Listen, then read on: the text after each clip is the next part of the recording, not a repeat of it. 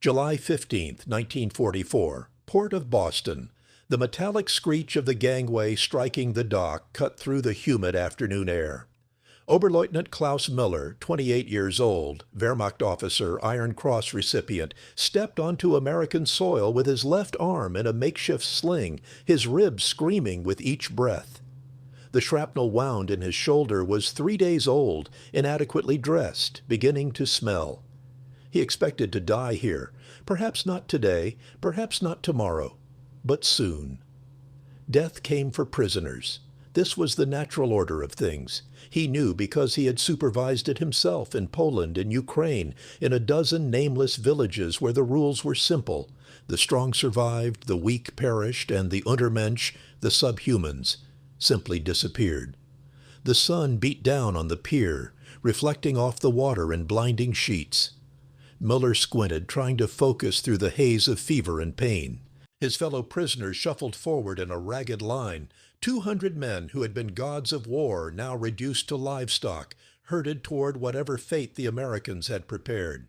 He steeled himself for the degradation to come, for the chaos and filth that Goebbels had promised awaited them in this mongrel nation of gangsters and degenerates. And then he saw him. Standing at the base of the gangway, clipboard in hand, was a sergeant in a perfectly pressed American uniform. The man was directing the flow of prisoners with calm efficiency, his voice carrying across the dock with unquestioned authority.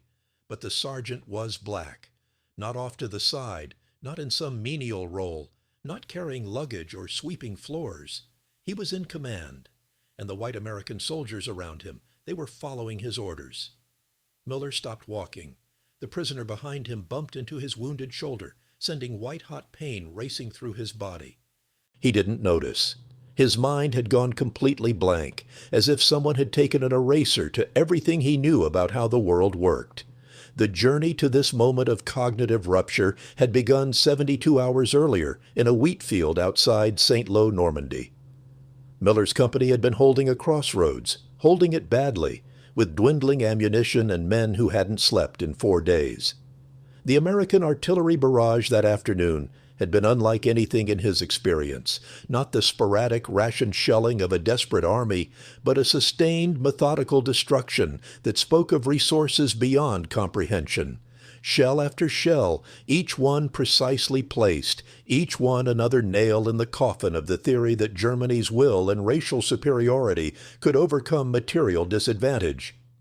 The shrapnel had caught him when he'd been foolish enough to look over the edge of his foxhole. He remembered the sound, a wet thunk, and then nothing but white light and pain. When he woke, it was dark, and American voices surrounded him. He'd expected a bullet. Instead, rough but not cruel hands had lifted him, carried him to an aid station, laid him on a stretcher. A medic, white, young, chewing gum with aggressive casualness, had cut away his uniform jacket and irrigated the wound with something that burned like hellfire. "You're lucky," the medic had said in accented but comprehensible German. "Another inch, and this would have hit your lung." Lucky. The word had seemed absurd. But then, over the next 48 hours, as he'd been moved from aid station to field hospital to the transport ship, the absurdity had only compounded. At the field hospital, an American surgeon, Jewish, Miller learned later, though he couldn't tell by looking, had operated on his shoulder within 6 hours of his arrival. No waiting, no triage list where prisoners ranked below dogs. Just immediate, competent medical care that treated his body as if it had value. The surgery had saved his life. Miller knew this with cold certainty. The infection had been spreading. Without intervention, he would have been dead within the week. And yet they had saved him, this Jewish doctor and his team, had cut into his flesh and extracted the metal and cleaned the wound and stitched him back together, as if he were one of their own soldiers. As if the things Miller had done and believed and participated in were not written in blood across his soul. He had not thanked them. He could not. His throat had closed around the words, strangled by a confusion so profound it felt like drowning. But that confusion was nothing compared to what he felt now, staring at the black sergeant on the Boston dock. "Move along." Another soldier, white corporal's stripes, gestured impatiently at the bottleneck Miller had created. "Come on, Jerry, we ain't got all day." Miller stumbled forward, his eyes still fixed on the black sergeant. The man glanced up from his clipboard, met Miller's stare with a look of professional disinterest, and returned to his paperwork. As if this were normal. As if the entire foundation of reality had not just inverted itself. Around Mueller, other German officers were experiencing the same shock, though they expressed it differently. Hauptmann Weber, a veteran of the Afrika Korps, had gone red in the face, his jaw working soundlessly. Lieutenant Brown, only 22, was whispering to himself. A prayer or a curse, Miller couldn't tell. Oberst Hartmann, the senior officer among them, had drawn himself up ramrod straight, his face frozen in an expression of such complete contempt that it looked like a mask. They were processed quickly, efficiently. Names taken, possessions logged, medical conditions noted. The black sergeant, Miller learned his name was Johnson, Sergeant First Class Johnson, supervised it all with the kind of bored competence that came from doing the same task hundreds of times. He never raised his voice. He never had to. When a young white private fumbled with the forms, Johnson corrected him with a quiet word. The private nodded and fixed the error. This was the detail that kept circling in Miller's mind as they were loaded onto a train. The easy authority, the lack of hesitation, the complete absence of any sense that this arrangement was unusual or wrong. In the Wehrmacht, the idea of a Slavic officer commanding German troops would have been treated as a sick joke. The idea of a black officer would not have even risen to the level of comedy. It would have been simply unthinkable, a category error, like suggesting that horses should command cavalry. Yet here it was, happening, and the American soldiers treated it as if it were the most natural thing in the world. The train journey to Camp Shelby, Mississippi took 3 days. The prisoners rode in regular passenger cars, not cattle cars. There were seats. There was food. More food than Miller had seen in months. White bread, thick sandwiches with actual meat, fruit that wasn't bruised or rotten, coffee that tasted like coffee instead of acorn shavings. The guards were watchful but not brutal. When an older prisoner, a 50-year-old supply officer with a weak heart, started having chest pains, the train stopped at the next station and a doctor was summoned. The man received treatment. He survived. Each small mercy was another hammer blow to Miller's understanding of how the world operated. The conversations in the train cars oscillated between stunned silence and furious whispers. The presence of black soldiers in the American Army was the primary topic, discussed with the kind of obsessive intensity that people bring to phenomena that shatter their categories of thought. Some prisoners, like Oberst Hartmann, clung to their ideology with redoubled fervor, insisting that what they were seeing was proof of American weakness, not strength. A nation that allows such disorder, Hartmann pronounced, is a nation that has already lost its soul. They may have won battles, but they have lost the war for civilization itself. Others were less certain. Weber, the Afrika Korps veteran, put voice to what many were thinking. But they are winning. Not just battles, the war. They landed at Normandy with a force we couldn't hope to match. They're pushing us back.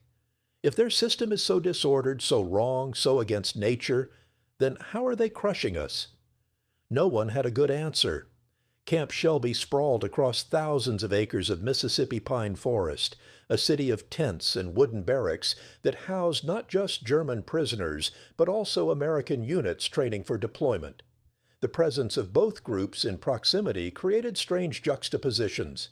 From behind the barbed wire, Miller and his fellow prisoners could watch American soldiers drilling, could see the supply convoys rolling in with their endless trains of trucks and equipment, could observe the casual abundance that characterized every aspect of American military life.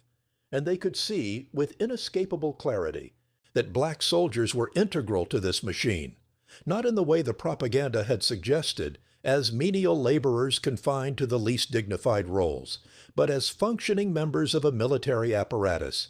Black MPs directed traffic. Black supply sergeants coordinated logistics.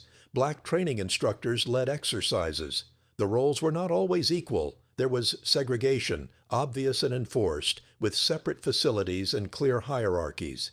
But the presence was undeniable, and the competence was undeniable, and the challenge to Nazi ideology was undeniable. For Miller, the most difficult moments came during medical call. His shoulder required ongoing treatment, regular changes of dressing, monitoring for renewed infection. The camp medical staff included 2 black corpsmen who rotated through the POW ward. One of them, a man named Williams from Georgia, had gentle hands and a manner that suggested actual concern for his patient's well-being. The first time Williams tended Miller's wound, the German officer had frozen, every muscle locked. Williams had noticed. "I know this is strange for you," he'd said quietly, in English that Miller barely understood. "But I'm good at my job. I'm going to take care of you." And he did. Week after week, as the wound slowly healed, Williams cleaned and dressed it with professional skill.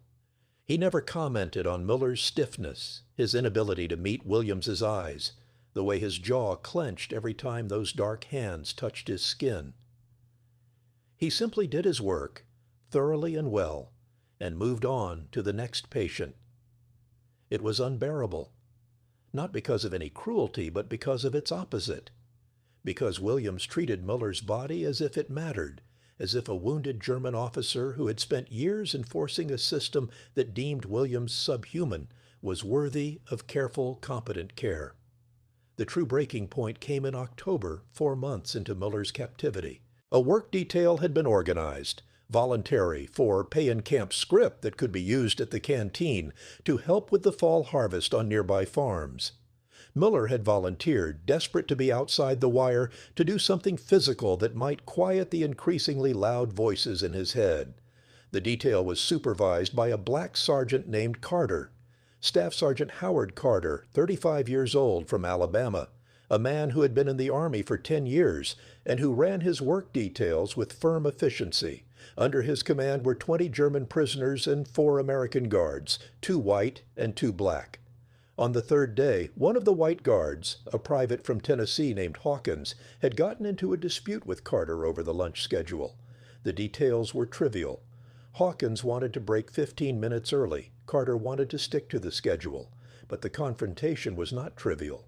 It was a white man challenging a black man's authority in front of German prisoners who had been taught that such authority could not exist. Carter had not raised his voice. He had simply said, "Private Hawkins, the schedule says 1,200 hours. It's 11:45. We take lunch at 1200. Are we clear?" There had been a moment, a long, suspended moment, when everyone watching understood that something significant was happening.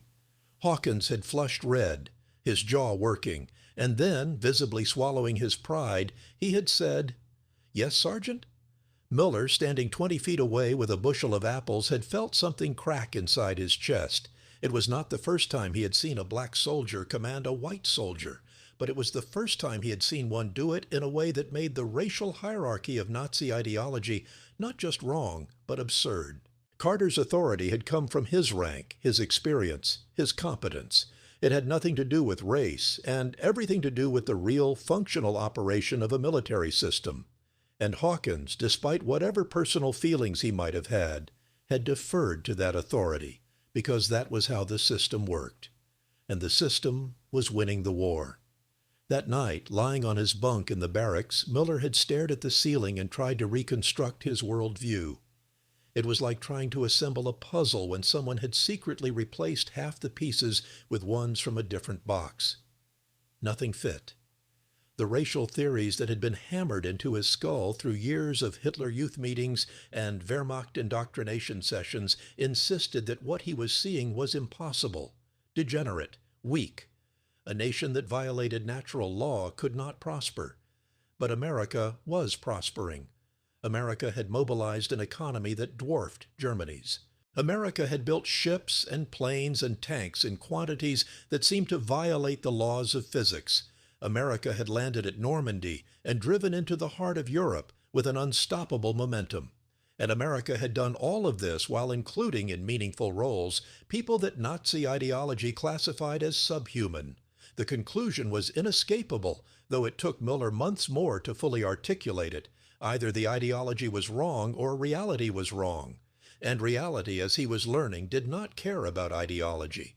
The transformation was not quick and it was not clean. There were regressions, moments of backsliding into old certainties. There were arguments in the barracks, fierce debates that sometimes ended in violence. The prisoners were not monolithic. Some, like Oberst Hartmann, doubled down on their beliefs, insisting that what they were seeing was temporary aberration, that Germany would still prevail, that the natural order would reassert itself.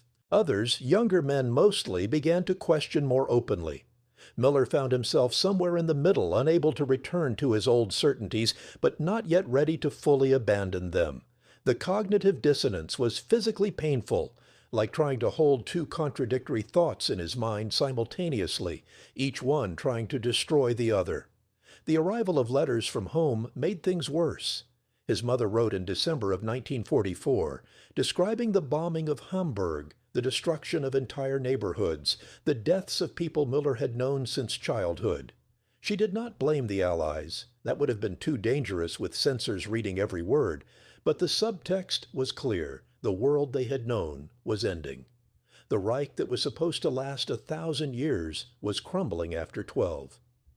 And yet his mother's letter also contained a passage that made Muller's hands shake as he read it. We are told to keep faith in final victory, in the secret weapons that will turn the tide. But Klaus, I am so tired. I no longer know what we are fighting for, or why it must continue to the last German city, the last German life.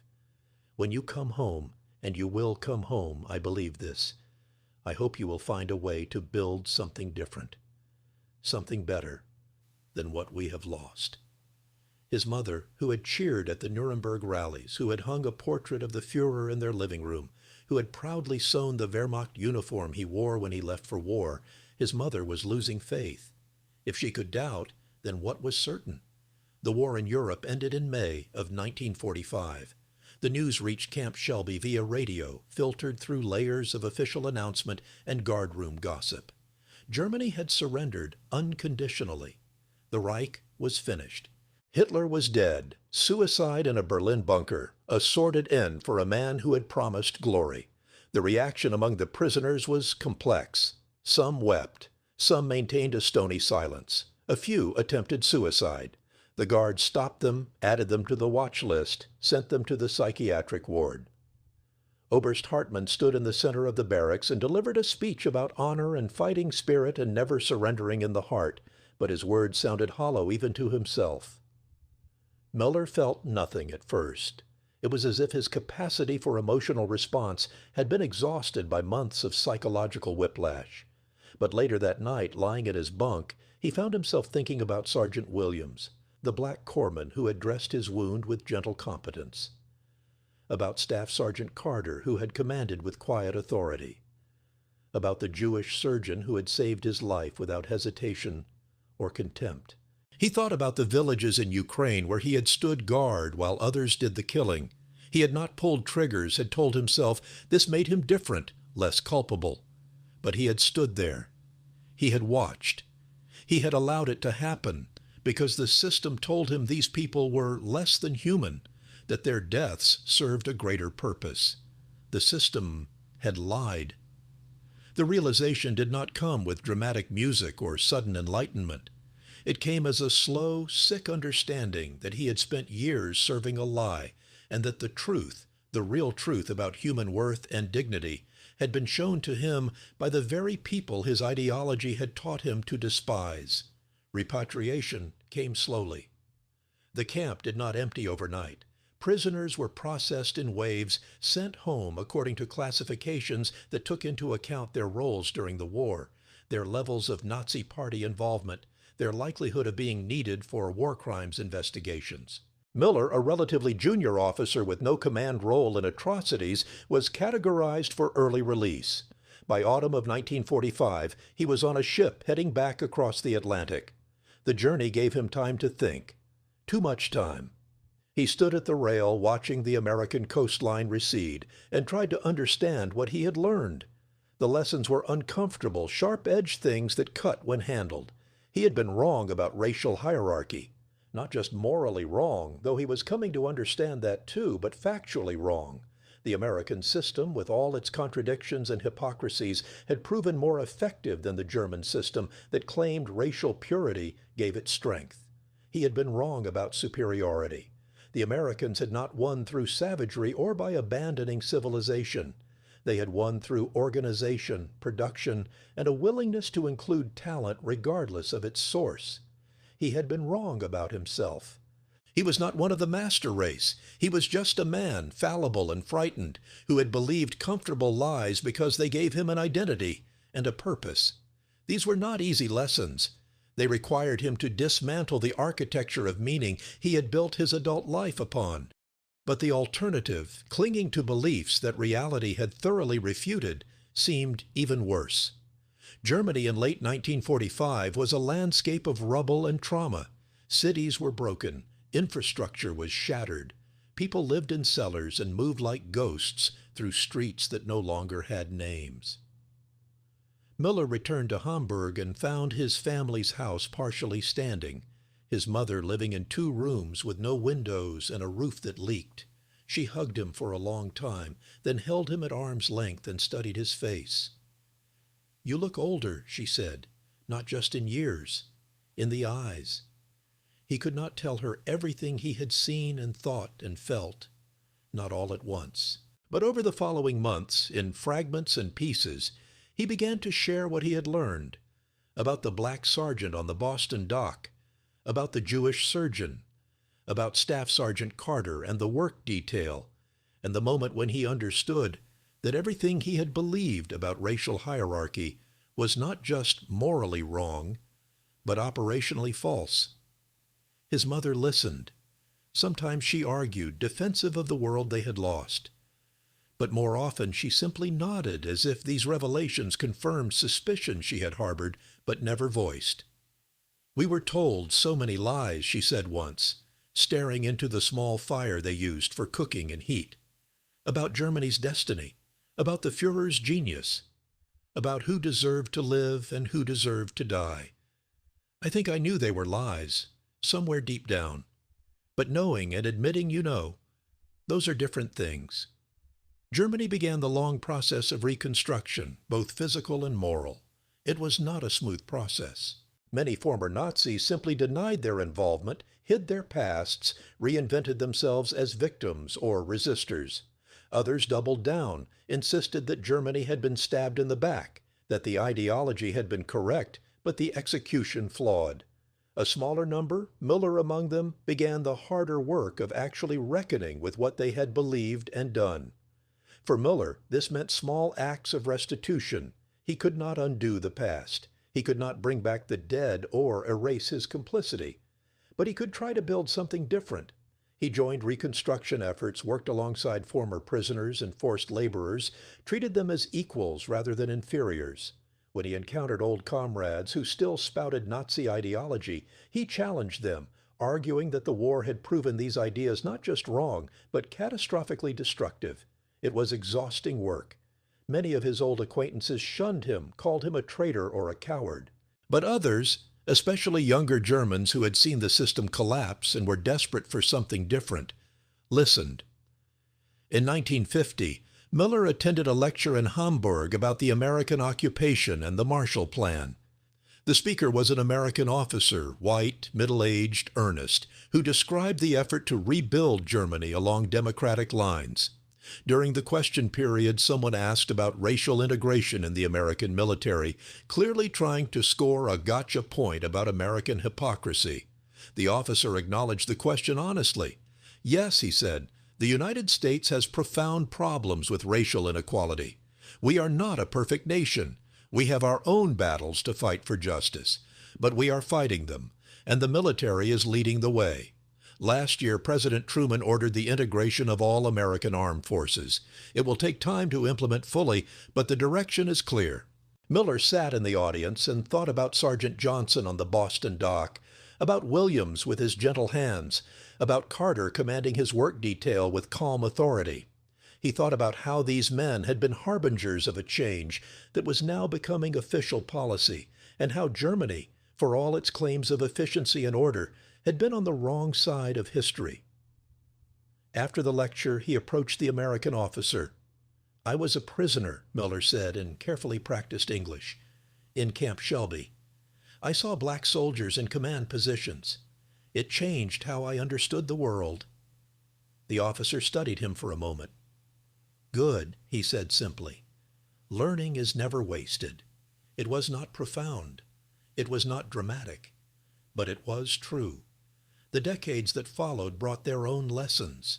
Germany rose from the ashes, rebuilt itself, confronted its past with varying degrees of honesty and denial. Muller grew older, married, had children, became a schoolteacher. He never hid his past. The generation coming up needed to understand what had happened and why, but he also never claimed that admission alone was redemption. In conversations with his students, he sometimes told the story of his capture and captivity. He described the shock of seeing black Americans in positions of authority, the cognitive dissonance it created, the slow, painful process of understanding that everything he had been taught about human worth was built on lies. The hardest thing, he would tell them, was not learning that I had been wrong. The hardest thing was learning that I had known, somewhere deep down, that I was wrong, and had chosen to believe anyway. Because believing was easier than questioning. Because questioning would have meant admitting that I had participated in evil for no greater purpose than to serve my own sense of superiority. He lived long enough to see German reunification, to watch the Berlin Wall fall, to witness his country become a champion of human rights and international cooperation. He lived long enough to see America continue its own struggle with racial justice, to watch the civil rights movement win legislative victories while cultural prejudices persisted. He understood that progress was not linear, that the arc of history did not bend automatically toward justice, but had to be bent by conscious effort. And he understood, with the clarity that comes from having believed terrible things and done terrible things in service of those beliefs, that the work of building a just world was never finished. Each generation had to choose to retreat into comfortable lies or to face uncomfortable truths. In his last interview, conducted when he was 86 years old for a documentary about German POWs in America, Muller was asked what he remembered most clearly from his time in captivity. He was silent for a long moment, his eyes distant. Then he said, "Sergeant Johnson, the black sergeant on the Boston dock. I spent my whole life before that moment believing in a hierarchy that put me at the top and him at the bottom. And in a single moment of seeing him command, seeing him do his job with competence and authority, the entire structure collapsed, not slowly, not with careful argument, but instantly. Like a building whose foundation had been rotted away and was just waiting for the right push to fall." "Did it make you angry?" the interviewer asked.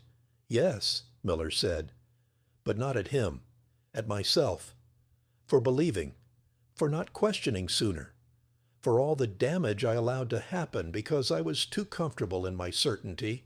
He died 3 months later in his sleep, in a comfortable bed, in a rebuilt city, in a transformed country. His obituary mentioned his service in the Wehrmacht, his captivity, his decades as a teacher. It did not dwell on redemption. How could it? Some things cannot be redeemed, only learned from. But it noted that he had spent the second half of his life trying to teach young people the lessons he had learned so painfully in a POW camp in Mississippi, when a black sergeant on a Boston dock had shattered his worldview by the simple act of doing his job with dignity and competence. It was not enough. It could never be enough. But it was something. And in a world built on the ruins of ideology, something was better than nothing. Epilogue, The Long Shadow. The story of German POWs encountering black American soldiers is a footnote in the vast library of World War II history.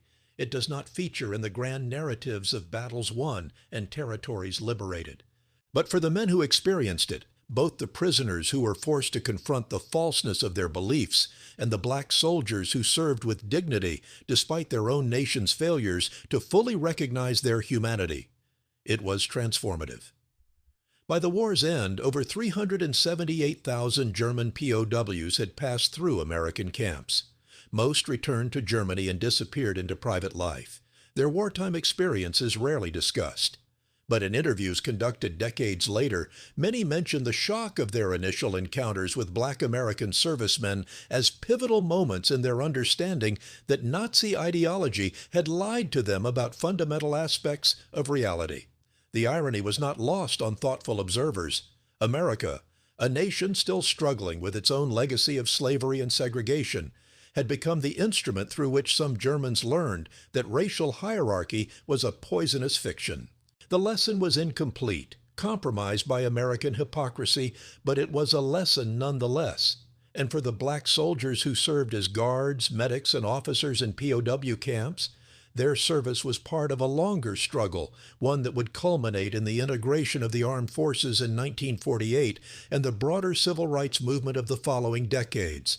They had served their country while their country still denied them full citizenship. They had treated enemy prisoners with a dignity that their own society often refused to grant them. In doing so, they had been not just servicemen but teachers, though the lessons they taught were not in any manual or training program. The wound in Miller's shoulder healed, leaving a scar that he carried for the rest of his life. The wound in his understanding of the world never fully healed, but remained as a reminder that certainty can be a trap, that ideology can blind, and that sometimes the most profound lessons come from the people we were taught to dismiss as beneath our notice. In the end, the real victory was not military but moral, though even that is too simple, too clean. The victory was a lesson, painfully learned, that human worth cannot be determined by the color of skin or the shape of a skull or the contents of a propagandist's speech. It is demonstrated through action, through competence, through the dignity with which we treat others, even when we have every right to treat them with contempt. It is a lesson every generation must learn anew, because the lies about human hierarchy never fully die. They simply wait, in the shadows, for the next moment of fear and uncertainty to emerge again, dressed in new rhetoric but serving the same ancient purpose, to let some people feel superior without earning it, to let some people inflict suffering without facing it, to let all of us avoid the harder work of building a world where worth is recognized in everyone. The prisoners came home from America speechless with shock. Some learned from their speechlessness, others did not. That, too, is part of the lesson.